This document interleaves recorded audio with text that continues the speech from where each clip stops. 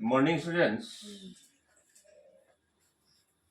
पुनः मैं एक टॉपिक्स देने जा रहा हूं जो कि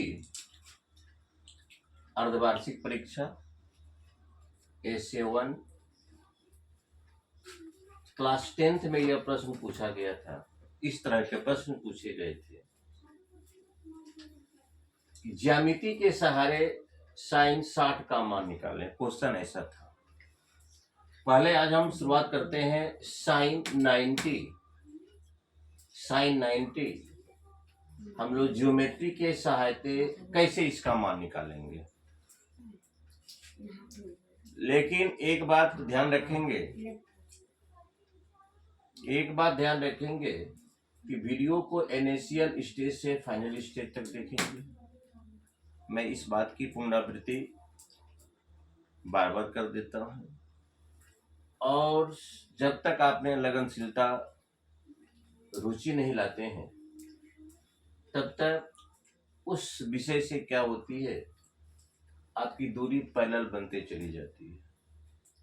फिर उस विषय के प्रति रुझान आपका समाप्त हो जाता है। ज्यामिति के सहारे साइन 90 का वैल्यू निकालना है और आपको पता है कि which side is opposite of the right angle, that side is called hypotenuse, in Hindi कर्ण। इसको हम लोग हाइपोटेनस कहते हैं, हिंदी में कहते हैं हम लोग कर्ण कहते हैं। और इसको कहते हैं परपेंडिकुलर, हिंदी में कहते हैं लंब। इसको कहते हैं आधार। ये आधार जो लंब होते हैं ये राइट एंगल का फॉर्मेशन करते हैं। Two arms which are formed 90 degree at the point B. ये जो 90 डिग्री के कोण बनाने वाली जो भुजाएं होती है उसमें जो वर्टिकल होता है उसको परपेंडिकुलर कहते हैं और जो हॉरिजॉन्टल होता है उसको हम लोग बेस मानते हैं, आधार मानते हैं। सब में वही है। ये आपका परपेंडिकुलर हुआ, ये आपका हाइपोटेनस हुआ, इसमें आपका ये परपेंडिकुलर हुआ, इसमें आपका ये परपेंडिकुलर हुआ, इसमें आपका ये परपेंडिकुलर हुआ। ये बेस हो गया, ये हाइपोटेनस हो गया। सबसे पहले मैं ध्यान से गौर से आप इस पर अपने निगाह को रखेंगे, अटेंशन से, केयरफुल्ली से, डीपली से। यह आपका देखिए एक राइट ट्रायंगल्स है जिसका कोण भी 90 डिग्री है। इस एंगल के संदर्भ में कुछ सोचा जाए, ऐसा किया जाए, इस एंगल को 0 डिग्री कर दिया जाए। इस एंगल को 0 डिग्री कर दिया जाए। यह एंगल 0 डिग्री तभी हो सकता है जब AC हाइपोटेनस और परपेंडिकुलर कोइंसाइड्स हो जाए, संपाती हो जाए, एक ही बिंदु हो जाए। तो मान लिया जाए हम AC को आगे की तरफ फॉरवर्ड कर रहे हैं। यहां पर ये था AC, थोड़ा सा मैंने आगे बढ़ाया, इसको यहां पर लाया, तो इस एंगल का जो वैल्यू हुआ इससे छोटा हो गया। फिर मैंने सेकेंड स्टेप में, ये फर्स्ट स्टेप, ये सेकेंड स्टेप, ये थर्ड स्टेप में क्या किया, इस हाइपोटेनस को पुनः आगे बढ़ाया। अब एंगल इसके बनिस्बत और छोटा हो गया। मैंने पुनः क्या किया, पुनः इस हाइपोटेनस को और आगे बढ़ाया। अब देख रहे हैं AC AC AC और पुनः AC, और अंतोगत्वा मैंने AC को और आगे बढ़ाकर एंगल C नियर अबाउट में 0 हो जाता है, तो AC BC को ढक लेता है। AC BC को ढक लेता है सच दैट AC बराबर आपका BC हो जाता है। AC बराबर BC बराबर 1 मान लेते हैं।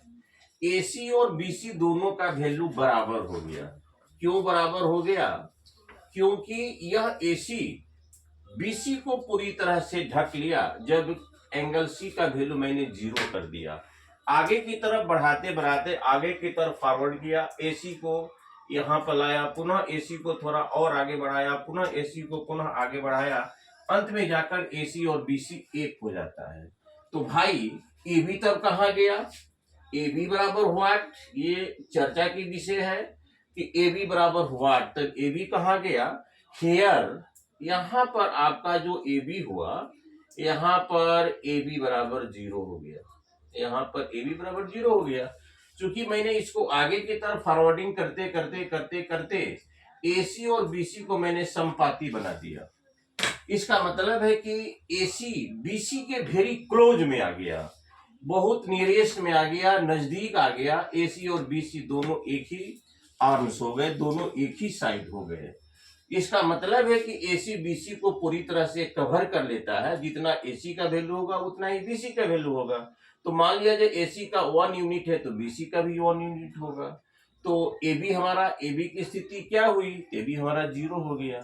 तो सबसे पहले चला जाए, हम लोग चलते हैं साइन 90, साइन 90 डिग्री बराबर, यहाँ पर 90 है, बराबर होता है लंब बटा कर्ण। साइन 90 बराबर लंब बटा कर्ण, लंब आपका सीबी है, कर्ण आपका एसी है।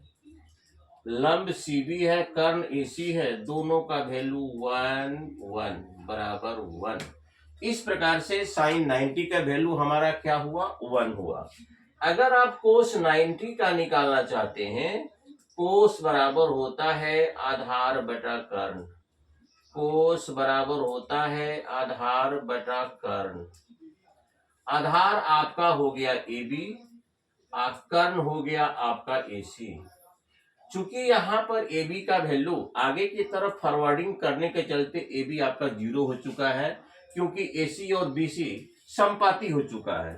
ये 0, एसी का वैल्यू 1 बराबर इसका हो गया 0, तो कोस 90 का वैल्यू 0 होता है। फिर देखा जाए टेन थीटा, टेन 90 बराबर होता है क्या, टेन 90 बराबर होता है लंब बटा आधार, लंब बटा आधार। लंब आपका 1 हुआ, आधार आपका 0 हुआ, लंब आपका 1 हुआ, आधार आपका 0 हुआ। तो गणित के किसी भी शाखा में any number is the not divided by the 0।